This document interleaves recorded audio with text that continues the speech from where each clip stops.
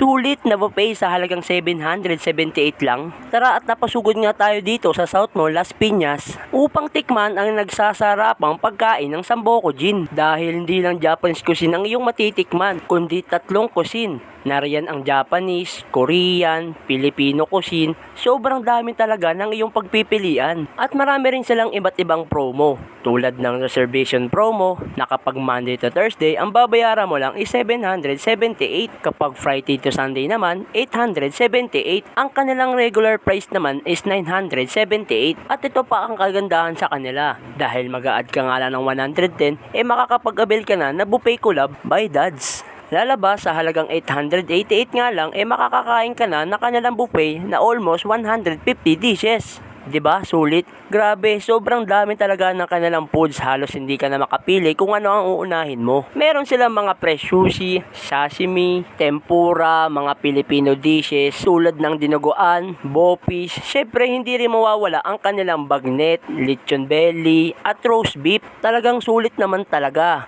Narito pa ang kanilang mga desserts. Nariyan ang kakanin, cakes, at ang kanilang ice cream na sobrang dami na pwede mong ilagay na toppings dahil andyan ang chocolate syrup, sprinkles, choco chips, at marami pang iba. Kung usapang drinks naman, meron silang iced tea, mango, orange. Pwede rin kayong mag-grill dahil marami silang fresh seafood at fresh meat. At so sobrang laki nga na kanilang place, kaya nila mag-accommodate ng halos 370 na guests. At located nga sila dito sa SM South Mall, Las Piñas. Nasa ground floor lang sila, East Wing, katapat ng Benz and Sunny's Optical. At syempre, ano pang inaantay natin? Tikiman na. Yung una ko nga tinikman dyan yung kanilang lechong kawali.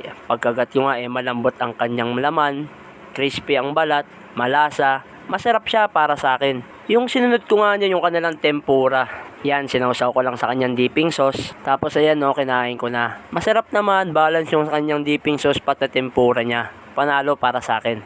Yung sinunod ko nga dyan yung kanilang paella. Nilagyan ko na lang fries sa gilid para maganda-ganda tignan. Tapos yan, tinikman ko na nga. Masarap naman, panalo, malasa. Masarap siya para sa akin. Sinunod ko nga dyan yung kanilang shrimp. Grabe ang laki ng kanilang shrimp. Yung iba kasi maliliit lang pero dito malaki. Okay naman balance, hindi siya ganun kaalat. Masarap siya.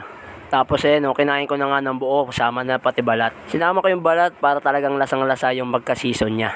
Sinunod ko nga yung kanilang roast beef. Pagkagat ko nga talaga namang malambot, malasa. Talagang natutunaw sa aking bibig. Sulit na sulit. Sinunod ko palang tikman yung kanilang takoyaki dyan, mga kasulit. Okay lang, pero nakulangan ako sa lasa. Hindi siya ganun kasi katamis. Ewan ko, baka ganito talaga yung lasa. Sinunod ko nga dyan yung kanilang meat. Nag-grilled kasi ako dyan. Tinikman ko yung may cheese sa loob. Hindi ko alam kung anong tawag. Pero nagustuhan ko siya. Masarap, malasa, panalo para sa akin. Kukuha na pala ulit ako ng pagkain dyan kasi gusto kong subukan yung kanilang noodles. Ito na pala ang mga nakuha natin para sa second batch natin, mga kasulit. Kumuha na rin ako ng fried sushi. Gusto ko kasing tikman kung masarap ba talaga. Pagkagat ko nga talaga naman, ang sarap, ang laki. Talagang mabubusog ka dito sa isang peraso pa lang. Yan, tapos yan, nag-chopstick na nga ako para sa noodles natin, mga kasulit. Pagtikim ko nga ng mga kasulit, masarap, malambot yung noodles, malasa, talagang quality. Isa to sa mga noodles na natikman ko na masarap. Dahil dyan, mga kasulit, unti-unti na nga tayo nabubusog, kaya naman kukuha na ako ng dessert na pang malupitan. Kuha na rin ako ng kanilang cakes dyan, mga kasulit. Tinikman ko na nga sakto lang naman, hindi ganun katamis, talagang balance lang. Recommended ko to sa inyo, mga kasulit.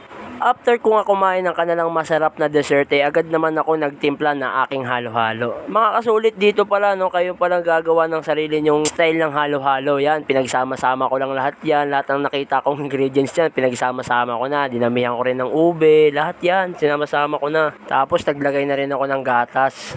Ayun nga, mga kasulit, kung may alam kayong sulit at murang buffet, comment down below at subukan natin puntahan sa abot ng ating makakaya. At kung nagustuhan nyo ang ating video, huwag kalimutang mag-like, i-share, i-follow ang ating Facebook page para maging updated tayo sa mga bago pa nating ipapalabas na videos. Salamat!